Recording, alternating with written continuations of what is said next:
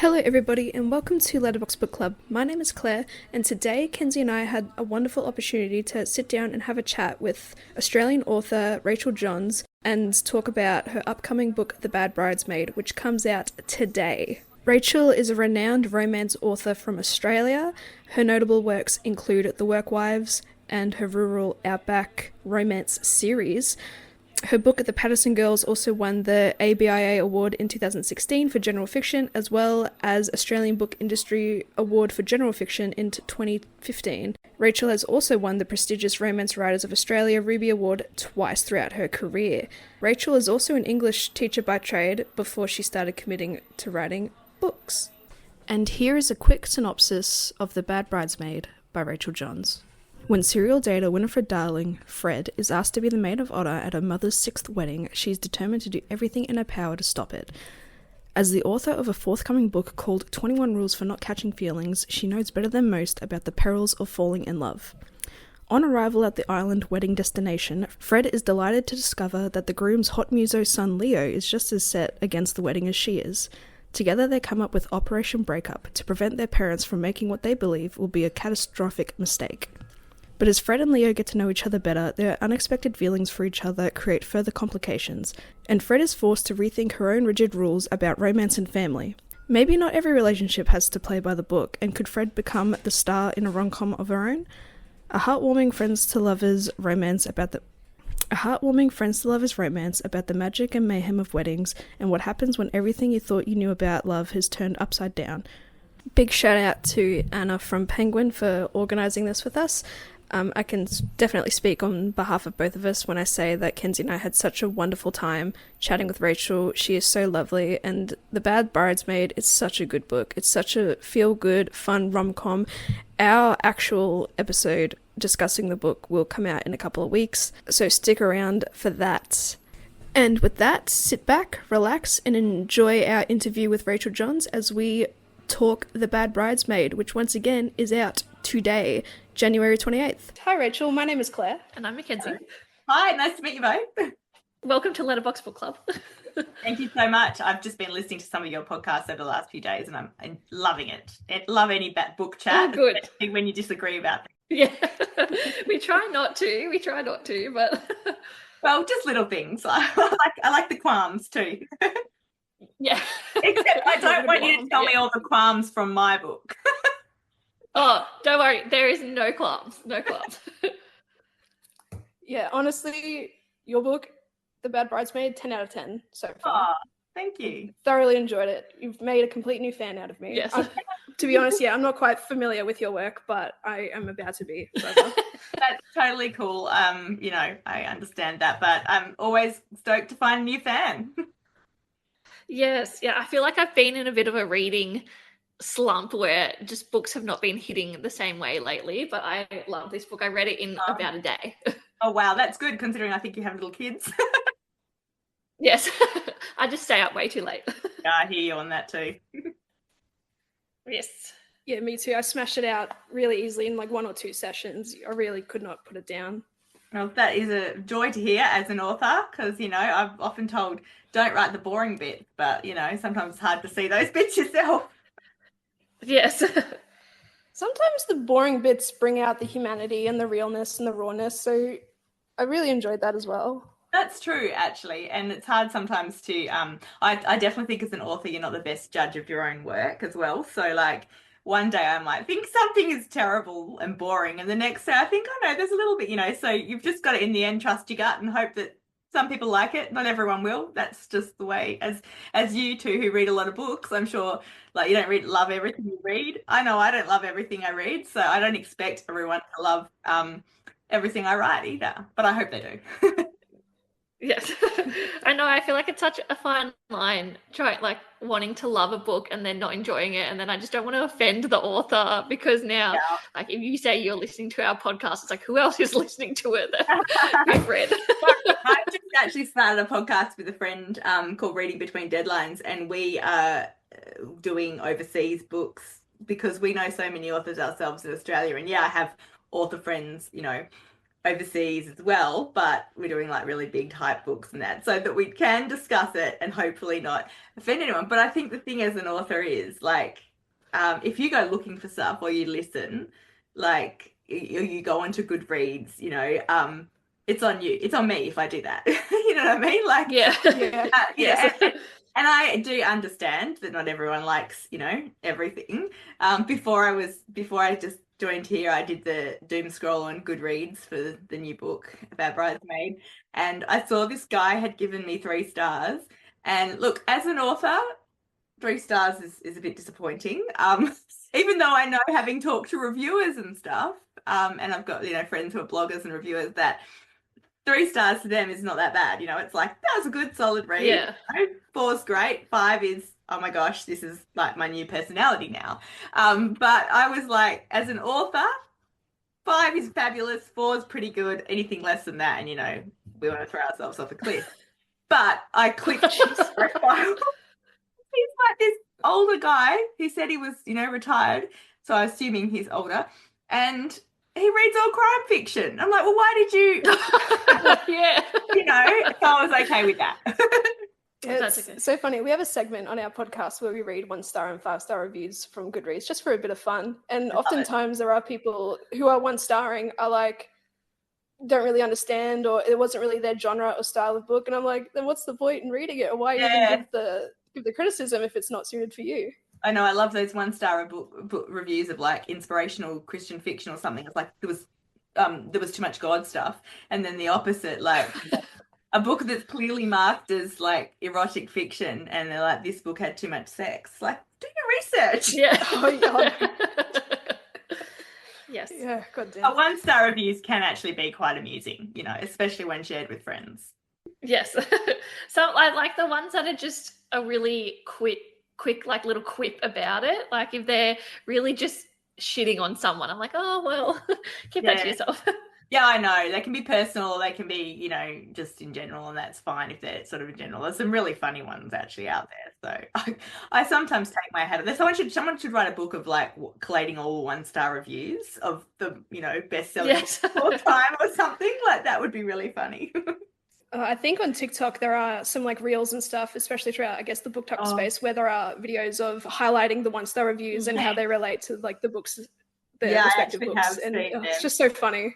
It is. And it just shows, I think, that, everyone, like no book everyone's going to like, everyone's tastes are different. And I don't know about you, but I also find sometimes I think it's me, like it's the mood that I'm in when I read, or, the emotional, and maybe if I'd picked up the book earlier or later at a different time, I might have, really enjoyed it. So I'm reluctant to, and as an author, I don't, apart from our new podcast, I don't like review or rate books, because I just think it's a safer space. It's a reader space mostly. And, readers should be allowed to say whatever they want.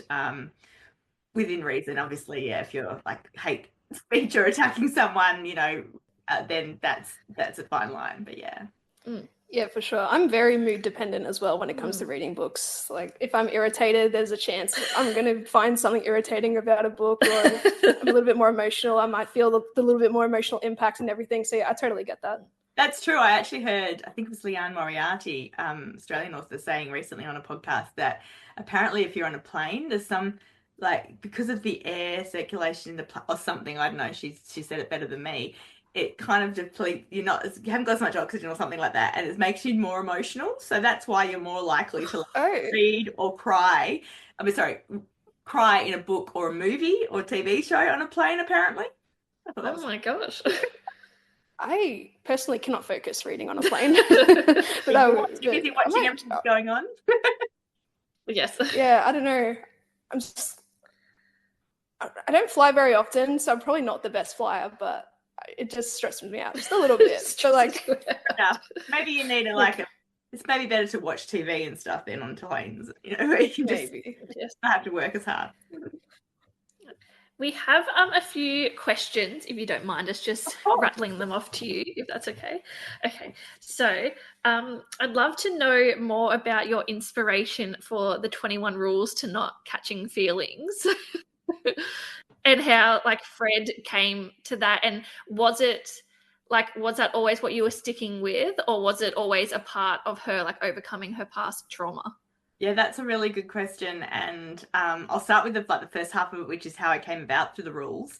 I think like it all began in the previous book, which is called The Other Bridget. And you don't need to have read The Other Bridget, as you probably know, to read Fred's book. Hopefully, it's the complete standalone. I never planned on writing The Bad Bridesmaid, so I didn't like set up certain things that you need to know in the previous book. But I kind of wanted in that previous book, Bridget is very much she loves reading rom-coms, she loves watching them, she's like dreams of her own happy ever after, she's very much a romantic at heart. And I kind of wanted the opposites to attract, friendship for her and Fred's her best friend. And so I thought, well, what's the opposite? Someone who's anti-love, doesn't want a commitment, is, all that kind of stuff. So I had a lot of fun playing with Fred, never expecting that I was going to write an actual book about her. Like, she was always just going to be a secondary character living her best life, having fun. And so I then some reason in that I came up with the fact that she was trying to write a book, and I think I'd heard this, someone just talking about catching feelings, like you often hear snippets of conversations and you think, oh, and then I just thought, How Not to Catch Feelings, that's a great title for a book. I think, initially I was thinking I might write a book called How Not to Catch Feelings. Yeah. And then I decided to give that title to Fred, because often titles inspire me as a writer. So I decided to give it to Fred and to make it like a non-fiction book. And then the rules kind of came pretty easily. I heard a friend's the first one that came to me was no selfies, which isn't rule number one, I don't think. But I heard a friend say something about like she'd seen someone post on Instagram a selfie with their obviously new partner, and she's like, oh, it must be official now. Once you have a selfie with someone, it's like the hard launch. The grid. Yeah, exactly. And so I thought, well, one of the rules for not catching feelings and not getting into relationships would be you just don't take selfies. And then I thought, oh, what would the other rules be? And I kind of just Googled how not to fall in love, all this different stuff. And so the book came from various places, and they weren't really big in Bridget. Like I think she was writing a fiction book in The Other Bridget, so it wasn't this particular book that she writes. But the problem was, so I had never thought of writing Fred's story. I was quite happy for her to be this character. Like, I believe it's perfectly fine to choose to be single, and to just enjoy your life and, enjoy men and have as long as you're safe, live, and people know what the rules are, so that you're not leading anyone on or whatever. I did respect Fred's choice. I respect that if someone else wants to make that choice in their life. And so my hard thing was I never planned to write her story, so I didn't actually give her trauma in my head, but when I came to write her story, and obviously I write this in this genre, it's a romance, so we're going to have Fred fall in love, because I'm sure, as you guys who read lots know, like a romance has to have, a happy ever after or a happy for now. So she couldn't just like have a fling with this guy and, it's not what people who read romance are coming to read, right? So I knew that I was going to have to have her do a quite a big turnaround from not thinking she wants commitment and relationships to, getting into a relationship after only 7 days. So it was quite a big thing. And I did sort of struggle in my own sort of sense of sort of ethic, or I don't know what you want to say. Like I kind of felt guilty for doing that, because, as I said, I feel like it's a viable choice. But when I came up with this idea, and it was basically that Fred, because in Bridget it says that Fred's mother has been married 5 times, and suddenly that was something I put in the edits, actually, because my publisher told me that she thought Fred's character in The Other Bridget was a little bit prickly, and so can you just give something to soften her? And so I put one line in that book which literally said, Bridget had only seen Fred cry twice, once when her cat died and once when her mother announced she was getting married for the 5th time. And I suddenly thought, that's why Fred is the way she is. And then I thought, oh my gosh, it would be so fun to write her story in which her mum gets married for the 6th time and see how she reacts. And it kind of came from there. But then as I was writing it, I kind of come across the problem, oh, well, I'm going to have to make Fred sort of do it about turn. And part of me didn't think that was the right thing to do. But then I reminded myself, that I am writing a romance, and that's what people, apart from probably that guy who gave me a 3-star, that's what most people, when they pick up a romance novel, and you can pretty much tell from the cover and the blurb what, you're getting into. Most people are going to expect that. So I'm giving my readers, what they want. But hopefully, like I didn't let Fred do. Fred still maintains her independence. She doesn't suddenly decide she wants to get married and have babies, So yeah, hopefully that answers that question. Yes, it does. Thank you very much. Also, I adored in the book when Fred mentions that she had help from a creative writing teacher to like get in contact with a publisher and stuff. And as an ex-English teacher yourself, I'd love to know more about like your journey going from teaching to writing. And like, was that a bit of a personal anecdote? Like, did you ever help anyone or? Oh, I've helped a few authors like connect with, like aspiring authors connect with publishers and things like that. If I've known them well, or I trusted their writing, I don't just throw anyone at my publishers and stuff because I don't want to bother them. But, so I have done that. But in terms of the English career to writing, I actually started writing before I became an English teacher. I wasn't one of those big readers in childhood and adolescence. Like I was much more obsessed with a particular boy in high school. So like I didn't have time, like because I thank God there was no Instagram and Facebook or anything when I was in high school. I dread to think what, or TikTok, heaven forbid. I dread to think what I would have put on about this guy because I was just like a stalker. I was madly in love with him. I wrote my name. Yeah. I mean, like, let's face it, a lot of 16, 17-year-old girls are pretty obsessed and dramatic, and So basically, long story short, we ended up going out for like 5 months of year 12, which was like a miracle. But being an overly hormonal, and I thought he was the love of my life. We're going to get married, have babies, live happily ever after, like you do at that age. It's always the way. Oh, yeah, exactly. At that age, every guy is like the one, right? When you have a crush or whatever. I don't know if like reading romance and watching rom-coms and stuff has something to answer for, maybe. But anyway, that was me. And then towards the end of year 12, he said something I wasn't like 100% happy with, and I was like, I don't think this is working out, hoping that he would say, no, Rachel, you're the love of my life, don't leave me. But he said, yeah.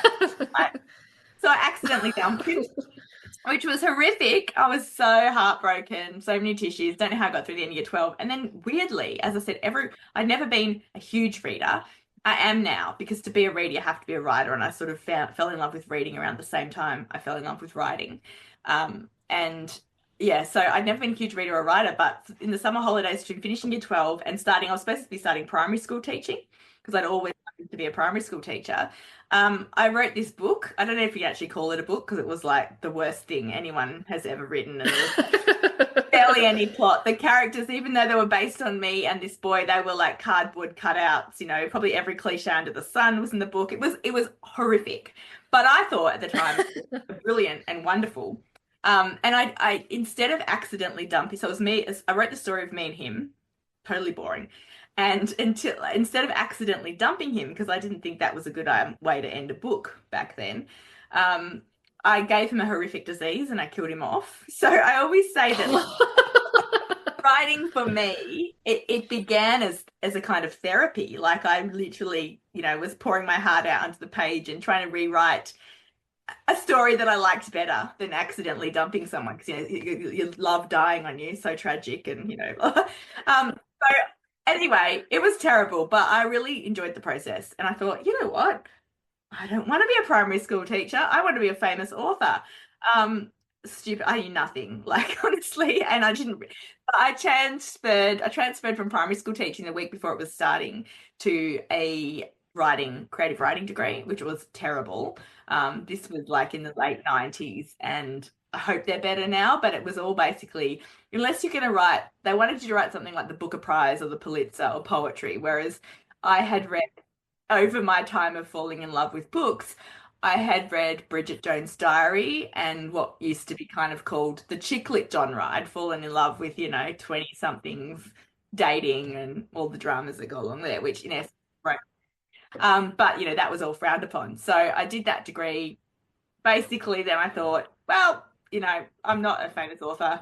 I better get a proper job. And so I still wanted to write, but that's when I did my dip ed and became a high school teacher. So yeah, and all through, I only worked a couple of years. You'll laugh at this because I know you have a couple of babies. I worked 6 months as a high school teacher, and although I really enjoyed it, I still desperately wanted to write. I'd got more and more obsessed with that. I think you need to have an obsessive personality to be a writer. And so I decided to have a baby because I was married. I just recently got married, and I decided if I have a baby, I can go on maternity leave. It'll sleep all day, and then I can write my, brilliant novel. Yeah. Didn't work out like that. It took me 15 years to get published in the end. I reckon I've definitely had that conversation. Yeah. I've had that conversation with Claire just before my daughter was born. Like, because of course the dream is always to write a book. Like she'll be born and then I'll be on maternity leave and then we can just write all day. Like, I was the only crazy one that thought that because everyone else just But you hear these stories about babies sleeping, brilliantly, and I just thought, and you do hear so many. I remember not long after I had my first baby, I read an article in, I think it was some magazine in Australia, and it was about Kate Morton, who is a huge historical fiction author now. And her first book had literally just come out, and she said that she wrote it while her 4-month-old baby, like most of it while she started when her baby was 4 months old and wrote it while he was sleeping or something. And I'm thinking, why didn't I get that baby? Because mine was right. Yeah, it must be nice. She's just flexing. I know. So, anyway. Eventually I got there. Not quite as successfully as Kate Morton, but, who knows what will happen in the future. And to you, Matt, is it Mackenzie? Don't give up the dream. Like, just if you want to write a book, you can do it. Especially like you've already obviously got the biggest criteria down pat, and that's reading a lot and sort of, you can't. No, that's why, like, in some ways my degree, well, there's a whole load of reasons why my degree was a waste of time. When I was young, I wasn't a reader at the time. There was lots of different things, but there is nothing like reading to learn how to write a book. Like there's nothing else you need to do, to be honest. Yeah. You just got to start writing, I guess, and hope for the best. Yes, that is true. You do need to actually write. For a while there, like I realized I'm a slow learner, and all those years, like apart from that first terrible book, which I got, rightly so rejected on from agents and publishers. After that, like I was writing and trying to write stuff, but looking back, I don't think I actually submitted many of the things, and like no one's going to come knocking at your door and say, "Hey, hi Rachel, have you written a book?" So yeah, you have to write it, and you have to send it out. They're the two things you do need. All right, everybody, write this down. Write this down. Yeah. Such gold I'm giving you. Yes. Beautiful. I've just two more little things before we move on to Claire. I just want to say that often when I'm reading like Australian authors and stuff, I really get bogged down in the Australianness of the books, and it feels almost like inauthentic. But I felt like Bad Bridesmaid just flowed so well. I could believe that we were in Australia without it being like stereotypical. Yeah, like g'day, how are you? Like kind of thing, like stereotypical. And then just like the way like the Aldi cask wine is like thrown in, like it's like, yes, we've all been there, like with our goon bag. Love that you've said that. I really that's very important to me. I think possibly like it's very hard to get Australian fiction, especially Australian romance, actually published overseas.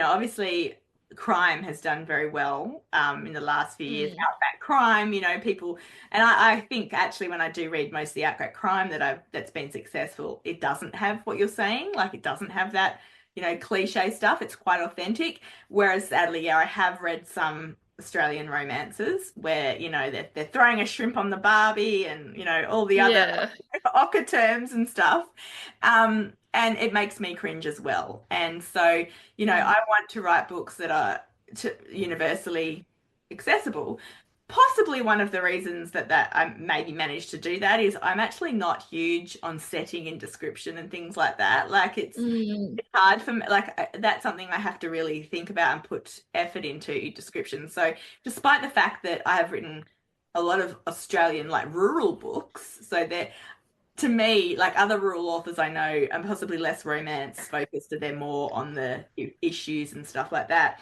And so the setting and the location matters to them, and possibly, and that and how you set that up is also like dialogue and that. But probably it's something I've done accidentally because I don't really care about setting and location. I just care Yeah. about Yeah. drama and what's happening in the lives of the characters and, their Yeah. relationships and stuff like that. But yeah, I do get what you're saying, and I'm really glad that you think I didn't do that. Did you have, hang on, Yeah. was there another question there? I forgot if I missed something at the end. No, just that. Yeah, just wanted to thank you for not Well, getting thank you for bogged doing down in the Australianness of it.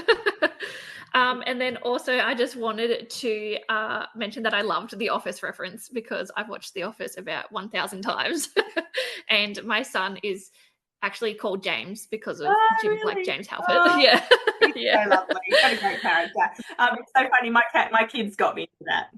My kids watch The Office. yeah. I They don't reckon watch I much quote TV. that. Do you want to form an alliance? Like Yeah, once a yeah. week. Yeah, no, I do love The Office. As I said, a lot of because for years when I was trying to write, as you'd imagine, like having kids and stuff, like there was I was writing with three young baby, like yeah, I had three under four, so like didn't have a lot of time, and Good job. I was trying to write, so I would squeeze writing in times when other people, might watch TV or clean or do things like that. So I had a terrible, messy house, and I didn't watch much TV. But as I think TV actually is really important in writing. Like, you can learn a lot from watching and just switching off and relaxing, and we all need that. But yeah, it's my kids who have watched a lot of the shows as teenagers that I missed when they were little, kind of thing. Even like I'd watched Friends obviously before, but not ever the whole thing through. Whereas they've watched the whole thing, How I Met Your Mother, The Big Bang Theory, and The Office. So yeah, I'm very grateful that they've introduced me to The Office. It is a very cool and hilarious concept. And it's just like an iconic line that Yes.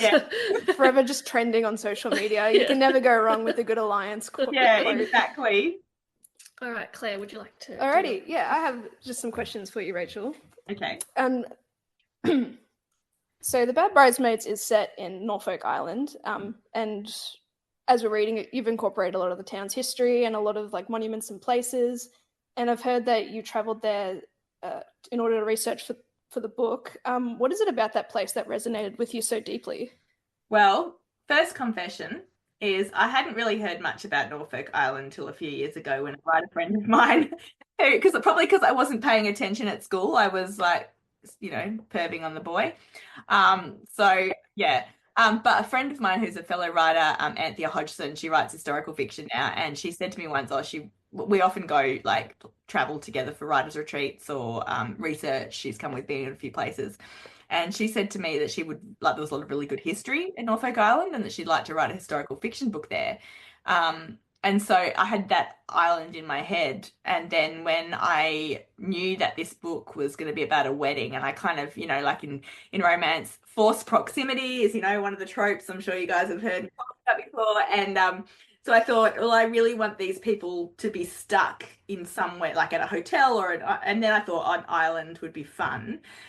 Sort of the destination wedding stuff that could happen, but also, yeah, just being kind of trapped in a place. And my confession is that I looked up islands that were easy to get to in Australia. And it was like when I decided to do this island, I think it was about November, December. And I knew that I wanted to go wherever I decided to set it. So that kind of limited me a little bit, funds wise and a whole lot. But also, I had to do it in January because I was starting the book in like February, and January in Australia is school holidays, right? And so most, of the iconic sort of glamorous islands, like in the Whitsundays and all those different places, they're booked up and expensive if you can get a flight and accommodation there. So then I remembered my friend talking about Norfolk Island. So I looked that up, found it was, reasonably easy to get to, that I could get accommodation. And yeah, it kind of worked out really well because it wasn't the type, like Fred initially, when she's first reluctant to go to at the wedding at all, but then, you know, she thinks, oh, maybe this is a great like week, I can just relax by the pool, drink cocktails and write my book. She's a little delusional like I was when I had the baby. And Norfolk Island is beautiful, but it's almost like it's a quirky small town. As I mentioned in the book, like a lot of the main street is quite dated. Like there's not really much nightlife, and it's not exactly the places where you can stay. There's not like really a fancy resort place, you know. So it was actually quite fun because I could play with those elements of it as well. Yeah. Yeah, no, I loved it. I like learning history of places wherever I go. So it was really nice to hear about the colonial side and the convict days as well, especially. And it was really the nice. hard part is also like, I understand now with, like, as I said, I've got friends who write historical fiction, and, you know, they're always complaining about how hard the research is, blah, blah, blah. And I tell them it's actually harder to write contemporary, I reckon, because, you know, in historical fiction, in historical times, everything is taboo. You know, it's you can't be gay, you can't have a baby outside of marriage, kind of sex, you know, like whatever, like and there's not laws that there's the laws we have now regarding adoption and medical advances, even social media, all these things actually make it quite hard for contemporary fiction, because like, what the hell do you want to write about? And so I always joke that, but my friends who write historical fiction say it's really hard because they've got to do all the research, and I did understand a little bit there. The research was fun, both looking and reading things online, but also visiting and going to, you know, on some of the tours and all that sort of stuff, and talking to locals. That was amazing. The problem is then, and I know historical fiction authors have this, is how much to put in.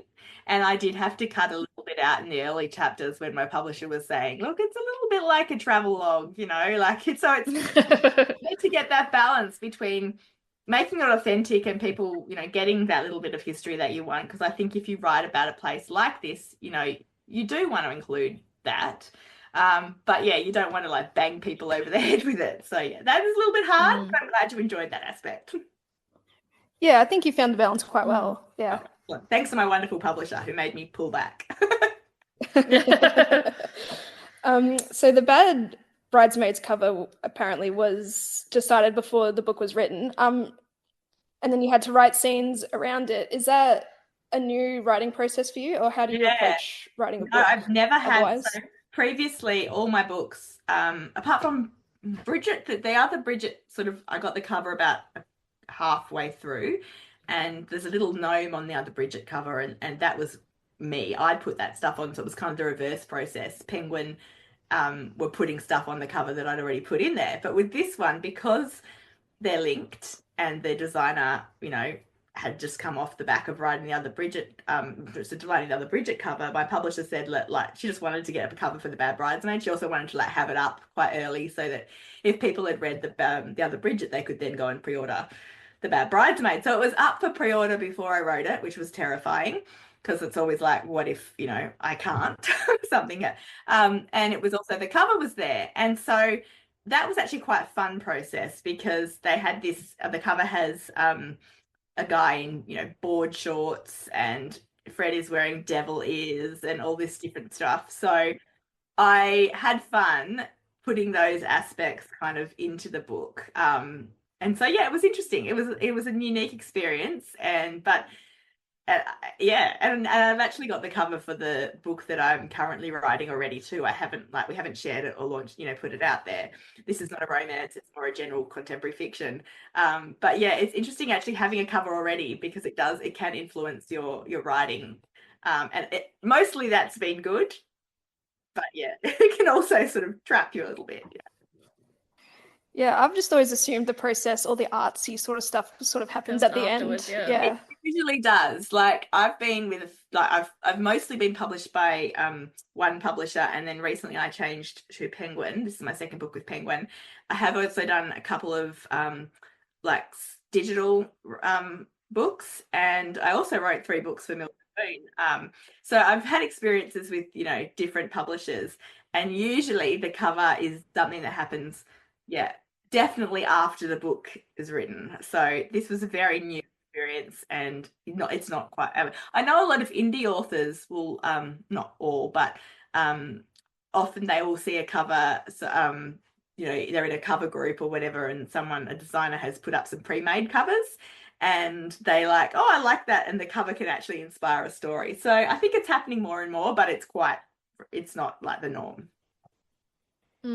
I speak a little bit about it on the podcast, but I notoriously don't read blurbs.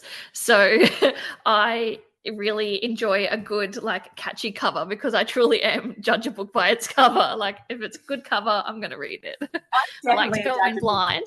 Cover too, but I don't go in blind. I'll usually like pick up a cut book, I mean, to be fair, most of my books, and I'm guessing possibly yours too, they come from recommendations of either, someone's raving about social media, or a friend has said, or it's a book I'm picking up because I'm already following the author and I love them. But if it's something completely new, it's a cover what catches me, and it can turn me off too if I don't like a cover. I'm like, I'm not going to read that book. Yeah. Sometimes I get annoyed because, like, how we have different covers in different, like, Australia, yes, America, and vice versa. And sometimes I really prefer the cover that I can't get, and that annoys me. Yes, that's a big qualm of ours. Is all these like release of different covers and different like hardbacks or paperbacks. It's like, just release one. Like are you any of the eager collectors of books? Do you like special editions? Sometimes. Selectively. I try. I think I more so am like, I try to get like the special editions or the collector's editions. Like, I mean, they are beautiful, and I think that's one of the things I was slightly jealous of some of the American authors, and especially like some of the big TikTokers. People are like, what's your dream as an author? And people often think it must be to get your book on, a TV or a movie or whatever. And to be honest, that doesn't really bother me too much. As I said, I'm not a huge TV person, so it was always about the book for me. But I want a hardcover book. Yeah, right. And so we have this copy that Penguin very nicely sent us, but I've seen already there's a different cover, and he's not wearing board shorts. That's what I shared like today or yesterday, something like that. That's the UK US edition. So I'm published with Bloodhound Books for these two books in the US. And they've done quite a different cover. And that came way after this one. So no, it's not. In fact, the first, I probably shouldn't say this. I was going to say the first cover they gave, it had Fred still on the front, like she is in that other cover, but it had like 5 bridesmaids around a bride set back behind, and I was like, she's the only bridesmaid. Yeah. Cover, obviously, hadn't read the book, and that's fine because they do a lot of covers and that, but often like. If my publisher here, and that's the thing, the publisher in Australia is the first, my primary publisher, so they are very, they do the editing, they do all that, whereas this is just, they're selling, they're republishing in a different right, so I haven't got the same team that kind of are looking through the book and know it as well as my publishers here. So I fixed that one. Good choice. I really like this cover. It's just very simplistic, and it gives off that rom-com-y sort of tone as well. So I really, really enjoyed that simplicity and minimalism. Because I know a lot of the covers are very bright at the moment that are in, and so hopefully. Dare I say? Yeah, sorry. You go. Dare I say, just with social media and like BookTok especially, like a lot of covers are becoming so similar with font and whatever, like especially fantasy themes. So it's really nice to try and have something completely and utterly different and unique. That's a risk, isn't it? Because like, as you said, there's a reason why all the covers kind of a lot look the same, but then that's the flip side of that sometimes is you can look at a cover and think, I've read that before, because it just looks so similar. But I don't know, it's really hard. Covers are a hard thing for publishers to cut, because what you like, I might not like, and vice versa. So what makes you up might turn me off. But I guess they're hoping that to go for the majority. For sure. I wanted to draw to a particular moment in this book. At one point, Tracy says to Fred, I believe Tracy says this to her, true love isn't just a fantasy, but something we all deserve. I just really love that line. It really just stuck out to me, which made me think that Paul, Tracy, Leo, and Fred all represent like a different approach or a different ideology towards love. Paul is more of a second chance sort of romance, considering his wife had passed away. Tracy is someone who comes across as incredibly resilient, never giving up on love, a la all her failed marriages, despite the hurt and trauma that's caused along the way. We have Leo, who is very patient in his approach and trying to find the one, and he's very reserved, especially towards sex. And then we have Fred, who is very non-committal and casual. How important is it to write diverse values and approaches to love and relationships? I think it's really important because, as I said, we all come from different walks of life. Like, I think romance and stories about relationships are important because, or are popular, sorry, I should say. I do think they're important as well, but they're popular and it's the best-selling genre in the world because everyone can relate in some way to love, whether they've had a bad experience and hope one day that they will find love, or whether they are happy. And I do know there's plenty of people that are happy being single. Sometimes I think it would be a lot easier, and you know what I mean? And my mum and my mother-in-law have both been single for most of their lives, and they live, happy, fulfilled kind of lives. So, and I think especially today, we've got so many values in terms of sex and love. And when I write, I want to show that there's all different, ways to live your life, and not put a judgment on any of them, if that makes sense. So, and that's why I said it was kind of hard because I didn't want Fred's way to be seen as the wrong way.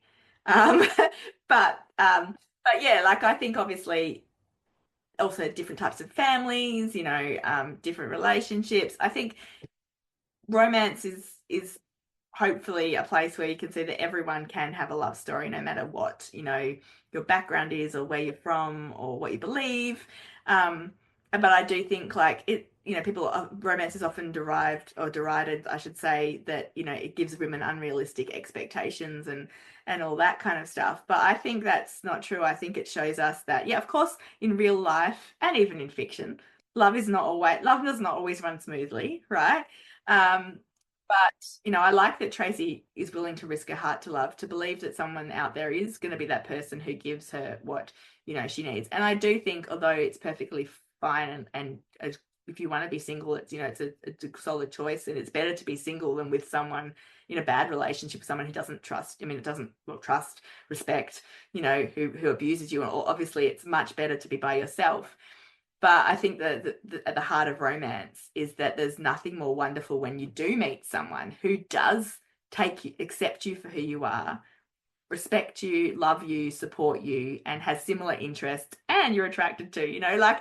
It's in some ways it's a fantasy, but it's also something that I think it's okay to hope and long for. And that, yeah, we never see often in romance, we don't see past the happy ever after, right? But I like to think that my characters, of course, they'll have ups and downs.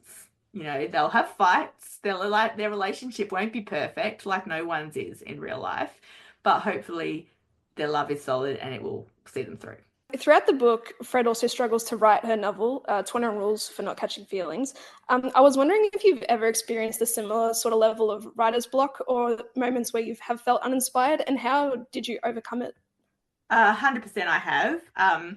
I'll just say that one of the reasons I wanted to write, to show Fred, that it wasn't just an easy path to success, and that, not everyone writes one book and gets it published. The majority of us take years and multiple books, and that's okay. You learn a lot on the way. But so often in fiction, if there is an author character or an aspiring writer, it always seems it all falls into place for them. They write a book, wonderful, and they get picked up by a publisher, and then they go on tour and meet this gorgeous, sexy guy, and everyone's, happy forever. And in reality, that it's very rare for someone to write. So I really wanted to show that kind of through Fred. And maybe, yeah, it took me 15 years, obviously, I said, to get published, and there's a lot of reasons. Like I started trying to write probably literary fiction because I thought that's what I should, but it was just not my voice. It's not my style. I was also very young. You need more experience to write anything, I think, often. Mhm. But then I found my niche when I fell in love with romance. And then I expanded a bit, and I do now write general fiction stories, which is what I first sort of started reading. But I think I did have a long journey, and I wanted to show that. But in terms of writer's block, I've now learned that there's, and I guess this shows in Fred too, like she's struggling when I was sort of to write what she's, writing, because deep down she's starting to question whether what she's selling is actually, what she wants to be selling or what she really believes. And I think that's when I've struggled with a book, or when I'm stuck and don't know what to write next. I realize it's often because I'm trying to push the story in the way I think it should go, rather than what would be natural and organic for my characters. So I've now learned that if I'm stuck, there's kind of, well, it depends. There's two types of writer's block. I think there's writer's block where you just don't have another idea, and you're scared. Right. You can't think of what the next book will be, and that's terrifying as a person who writes for a living, because I need to write books to make my money. But I've also learned that type of writer's block is often just burnout, or life. Like you're just too life's drama, emotions and stuff is happening, and you don't have the headspace and capacity to actually come up with another idea. And I often think that's because you've been pushing yourself too hard, and I've been through that stage where I was just empty, and I needed to step back, take the pressure off myself as a writer, and to, watch more TV, go out and see the world, and do, read, all those things. So that's one type of writer's block that I've definitely experienced. And now I'm kinder to myself, and I try not to put as much pressure on myself. Sometimes I think I'm too kind to myself. I'm well over deadline for the next book. The other writer's block is the story block. And I think that's when you're just forcing the story to go in the wrong direction. Like if you feel if I often find if I'm stuck, I think I forget this. I'm a slow learner, but I realize after a couple of days, I've gone down the wrong path, or I've forced something that really probably shouldn't have. And if you just look back a few scenes or a few chapters, you suddenly go, okay, if I change that, I'm off again. Yeah. I really also enjoyed the implementation of like the book club notes at the very end of the book. I was just wondering, is that just like a cheeky English teacher thing that you added, or are these sort of points that you really just want to emphasize and have nice discussion around? Well, a bit of both, because I love it. Like I run an online book club with my friend Anthea Hodgson, who I mentioned. It's called Rachael Johns Online Book Club, if anyone wants to join. We're on Facebook. Little promo there. And we love it when a book we're reading and discussing has book club questions at the end, because in our group we post 10 questions at the end of our live chat, like so people can respond to them. And if we have to come up with them after drinking a couple of not bottles of bubbles, a couple of glasses of it's really annoying. So I love having book club questions in the back of the books, because I love book clubs too. I'm also a member of it. But I've never actually thought about putting them in a romance novel. I've had them in some of my general women's fiction novels. But my publisher suggested the book club notes in both The Other Bridget and The Bad Bridesmaid. And I love it, because I think book clubs are more now embracing genre fiction and the fun of reading. Like a couple of years ago, the book club that I'm in, just face to face, about 6 of us, we made the rule no longer is anyone allowed to pick an award winner or anything on a short list. For usually, like, it sounds really amazing, and then everyone slogs through it. Like, reading is supposed to be fun and enjoyable and entertaining. Yeah. So I think more people are picking up books like this and crime novels and thrillers as book club reads. So why shouldn't we have questions as well? But my publisher came up with all of them. She's brilliant. Because that's really cool, because I've never really been in a book club before. And I know Kenzie and I joke about being like a 2-person book club, and obviously the podcast, and we got the podcast, which is our book club. Like I never really know like how to structure it, or if there are certain, maybe even deeper questions we should be asking or talking about. But honestly, at the end of this book, it's really inspired me to like dig a little deeper into the books that we're reading, and maybe come up with better sort of discussion topics as well. That's what I was going to say. It really helps structure what the discussion is going to be about, because sometimes it's like, especially like if I didn't even like the book, I'm like, I don't even know where to start. Like, but yeah, my friend Anthea, like, especially because we read books of people we know mostly, because we focus on Australian fiction and mostly women writers. And like we don't always love every single book, but we don't with our particular book club, we don't want to like go out there and say I hated this, I hated that, because often we know the writers. So it's good. It helps to have, you know, to be able to discuss the issues in the book. And I think one of the things, I don't know, I've only listened to a few of your podcast episodes, but do you mostly read romance or do you read like across genres? Mostly romance, a lot of fantasy, like romantasy. Yeah. Dark. We recently got into dark romance. That's been a journey. Yeah, but it's mostly romance. I asked that. Now I'm like, oh, I know what I think I was going to say. I think the thing is, you know, there are one of the biggest myths and misconceptions, I reckon, surrounding romance and romantasy and all those kind of genres or subgenres is that just because they're entertaining and easy to read, they can't explore, you know, more serious topics. And like, I don't go into a book thinking, what serious topic am I going to explore? Like, what issue do I want to? Yeah. What are the themes? I always struggle when I'm like reading, sometimes I'll read a writing craft article or something and it's like, decide on the theme of your book. I'm like, I don't know. Often these things come up, you know, as you write them. But at the same time, like most of my books, this is probably one of the lightest ones actually in terms of theme and like deep issues that are, but most of my books do explore, you know, serious topics as well as, you know, have fun and lighthearted moments. And I think that's one of the misconceptions about romance, that just because it's light and fun, it can't do that. So I think, yeah, having discussion questions reminds us that there's a lot more to romance necessarily than people would be quick to write up, you know, like to most of the Yeah, like we started with like fantasy, like A Court of Thorns and Roses, and that was just like fantasy romance. This becomes everyone's like gateway back into reading. But then like we went into like Colleen Hoover, and it ends with Us, and all her books where it's like, yeah, it is romance and it's fun, but especially like It Ends with Us and like Ugly Love. Like there are very heavy themes. It's like, yeah, a lot of it is like they're smart and whatever, but they are heavy themes. So it's not just reading this like lovely little romance book. It's like, no, we are discussing deeper issues and deeper topics as well. Yeah. It doesn't have to be either or. We don't have to have like deep and serious without fun. Yeah. And then it's like, just because I read romance doesn't mean I'm just reading smut all day.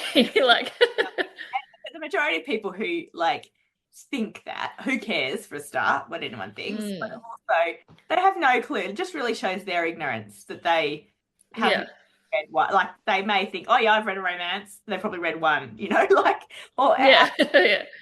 they haven't read widely across the and you know, quite frankly, it's fine if you want to read smut all day. Yeah. Their business. Yeah. Yeah. I love when like if someone will come over and I have a lot of like the books on my shelf and they just open to a book and they're like, this is what you read? It's like, yes. I don't. You got a problem with that? Yeah. Last question from me. It's completely irrelevant, but you're from Western Australia in Perth. I'll be in Fremantle for a day next month. Do you have any like touristy recommendation spots to visit, particularly along Victoria Quay, perhaps? Yeah, well, definitely. I had more of that in the first book, but are you going to be there in the evening? Just for all day, just for the day, unfortunately. Oh, damn but it. we could, I think. Yeah, there's a really good pirate bar called Darling Darling, which I talk about I think it's referenced right in the beginning of the actually called. It is, yes. Place. It's like this small. It's no bigger than my office almost. It's just got like peanuts all over the floor, and like there's usually a you know, someone dressed as a pirate playing sea shanties on a little what is it? Or whatever. It's a fiddle. It's great. Fremantle is just, I mean, what day? It depends if you're going on the Friday, Saturday, or Sunday. You should definitely go to the market. I think we're going we'll be there on a weekday.